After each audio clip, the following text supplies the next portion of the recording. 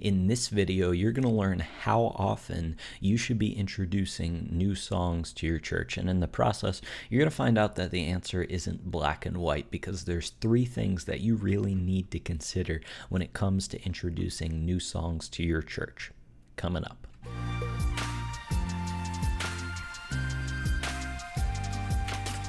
Hey everybody, Spencer here from leadingworshipwell.com, your daily dose of practical worship leading tips. If you want to find those tips, you can find them at my website, or you can head over to Instagram or Facebook at Leading Worship Well, where I'm posting worship leading tips every single day. So make sure you go over there, follow along, don't miss out on those. But you're here on YouTube, so why don't you go ahead, hit the subscribe button if you haven't already, and maybe hit the like button while you're down there too, so you don't miss out on future worship leading videos.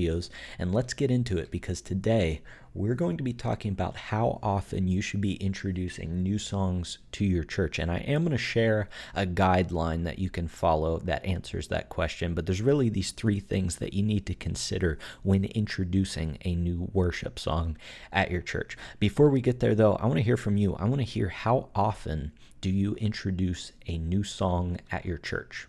I'll wait. Go ahead, leave it down in the comments. Let me know how often you introduce a new song at your church. Is it once a month? Is it every other week? Is it maybe you haven't introduced a new song in 6 months and you probably should consider introducing a new song? Whatever it is, go ahead, leave a comment down below. I want to hear from you. I want to see what everybody else is doing. But here are my thoughts on it. We're answering the question, how often should you introduce a new song?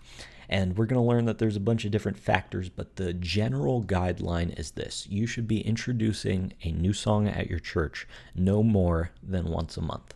I find that that's a good starting pace, once a month. And maybe that sounds fast to you, maybe that sounds slow, but that's just a general guideline. And there's a bunch of more things that we need to consider when it comes to how frequently you should be introducing a new song to your church. And I just want to start off by saying this: it really depends on the season that you're in your church. Because if you're a new church, you pretty much have to introduce more songs more quickly to build your repertoire. Like, you've got to have songs to sing. I remember whenever I first joined the church that I'm a part of now, they were about 2 years old, and they probably had like 24 songs if they were 2 years old, introducing a new song once a month. They had about 24 songs, if that math's correct. And so at that point, like, we do 6 songs during the service, so we had to get more songs in the rotation. So we had to introduce songs more quickly. And maybe that's where you're at in your church. Maybe you don't have a very large repertoire and you need to introduce songs more quickly to build that repertoire. But maybe you have like 100 songs in your repertoire and you don't need to introduce new songs. Maybe you need to get rid of some songs in your repertoire, which, by the way, just a little side note, because I recently did this, I went through and kind of pruned our worship song repertoire, and I was really trying to keep it under 60 songs, because we do 10 songs, or we do 6 songs a week. So if there are 60 songs in our repertoire, that works out to about repeating that cycle every 10 weeks, right? So that's kind of my thought process in it. I don't want too many songs, which kind of comes into how frequently you should introduce new songs too. I don't want too many songs, because too many songs, people won't be able to remember them all. So I find that if you're repeating like every 10 weeks, and I don't consciously like work through our whole repertoire to make that happen and go through each song systematically. That's just a general guideline once again. But that's off topic, because we're talking about introducing new songs. So the other part of it is you got to know your church. Do you know your church? How quickly can they learn a new song? For my church personally, they pick up new songs pretty quickly, but I've also been in some churches where they don't pick up songs quickly, and it takes them like 6 or 8 weeks to finally grab hold of a song. So you got to know your church and know how quickly they can learn a new song, and that's going to come into play at the end of this series. We're actually in a series right now. This video is the second in the series about introducing new songs to your church. And the last video in this series is going to be all about evaluating whether the song worked or not. And for that to work, you've got to actually know your church, because if it takes them 8 weeks to learn a song and you're evaluating it on week 4, you're not going to evaluate it correctly. So you've got to know your church and know how quickly they can pick up songs. With that being said, there's your general guideline. Once a month, right? At the quickest. But there are really these 3 things that you need to consider when introducing new worship songs to your church. And I want to share these 3 with you. If you think about these in your own context, it's going to help you determine personally how quickly you should be implementing songs in your church. I've talked about this before. Each church is unique, and that's okay. You got to get to know your church, figure out what works for them, figure out how quickly they can learn these songs. And these 3 things that you need to consider, apply these to your own context and think about the answers. The first is this: you've got to give people time to learn the song. Simple as that. Think about whenever you learn a song. You don't learn it just by hearing it one time, right? You probably listen to it over and over again. It probably takes me like 3 or 4 times to listening of a song before I'm actually able to sing along with it just a little bit. So think about your church, because if you're just playing it one Sunday and then you're playing a new song the next Sunday and then playing a new song the next Sunday, they don't have time to learn it. And the truth is that the average churchgoer only attends church once a month. For better or for worse, that's just how it is. I'm probably not as happy about it as you are, or you're not happy about it either. You know what I mean? Like, it's not a good thing, but that's just the fact of the matter, is that people who are churchgoers now only attend an average of once a month. So if you're implementing 1 new song a month, they only have the chance to hear it one time before you move on to the next song. So if they're only coming to church once a month and you're introducing a new song every month, there's going to be a new song pretty much every time they come to church, and that they aren't going to know and aren't going to be able to sing along with. So that's just where we are as a church. So you got to keep that in mind whenever you're introducing new songs. And that means that you could play a song for 4 weeks in a row, and most people in your church will only have heard that song one time. Just one time. And remember, for you and I as musicians, it probably takes us 3 or 4 times to actually learn a song and be able to sing along with it just a little bit. So if they're only hearing it once, then they aren't going to be able to sing along with it. So that's why we need to slow down this process of introducing new songs. And not only that, but your church, the people of your church, only hear that song at church. For you and me, we might be going around and in our own time listening to these worship songs that we're introducing to our church, plus we're the ones who picked them out. So we've probably listened to them enough to actually like them, enough to consider implementing them in our church. But the people who go to your church, they've only heard it at church. They aren't listening to it outside of church. So you've got to keep that in mind as well when it comes to giving them time to learn the song. And the truth really is that you get tired of songs long before your church does. You get tired, and your worship team gets tired of songs long before your church does, because you probably hear that song, like, for every 1 time somebody hears it in your church, you've probably heard it 15 times, because you've sat down and you've learned how to play it. You went through the process of picking the song out, so you listened to it a couple times during that process, and then you rehearsed it with your team, and then you practiced it before Sunday morning, and then you were at church every week, and you heard it every single week at church. So it feels like a lot for you and for your worship team. And I know that I've felt pressure sometimes from my worship team where they're like, haven't we done this song like 6 times in the last 8 weeks? And I'm like, yes, but the people in our church who only come once a month, they haven't heard it as much as we have, and they haven't heard it at rehearsal. They aren't listening to it outside of church. So we need to give them time to learn the song if we want them to respond to it. So all that to say, give your church way more time to learn a song than you think they need. We've got to view it from their perspective and give them time to learn the song. All right. Number 2, the second thing you need to consider when introducing a new song to your church is that you should have a reason to introduce a new song. When you introduced a new song the last time, did you have a reason to do it, or did you just do it because? And a good reason is not because I haven't introduced a song in a month, so now it's time to introduce a new song.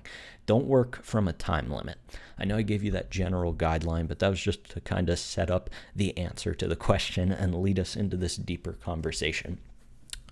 Just because you haven't introduced a new song in a month, that's not a reason to introduce a new song. Here are a few reasons that you can use that I think are good reasons to introduce a new song to your church. And the first is a sermon series. These are great for introducing a new song to your church because whenever you're in a sermon series, you have a focus for that. Or hopefully your pastor has set the focus for your church for the next however long that sermon series is. And so you can pick a song that lines up with that sermon series, and it almost becomes like the theme song of that sermon series that you can carry throughout the whole series, which is going to allow your church to respond to the specific truth that your pastor has set your church on that course to respond to. And anytime you can support what your pastor, where your pastor is leading the church, the better, because it all works together then, and people will be able to respond on a deeper level because they'll have a lot more context behind the truth that they're responding to in the song. So sermon series are a great reason to introduce a new song to your church, not to mention most sermon series are like 4 weeks long, 6 weeks long, somewhere around there, which is lines up with our guideline, right, of introducing a new song no more than once a month. But if a sermon series is 6 weeks long, you've got 6 weeks to learn that song, and then you move on to the next song. So sermon series are great for that. Something significant happening in the life of your church as well is another great reason to introduce a new song.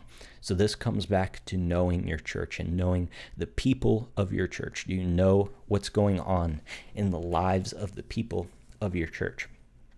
Because when you do, you start to see patterns that you can use to guide your song selection process. And maybe there's a specific truth that you realize that a lot of people in your church need to respond to.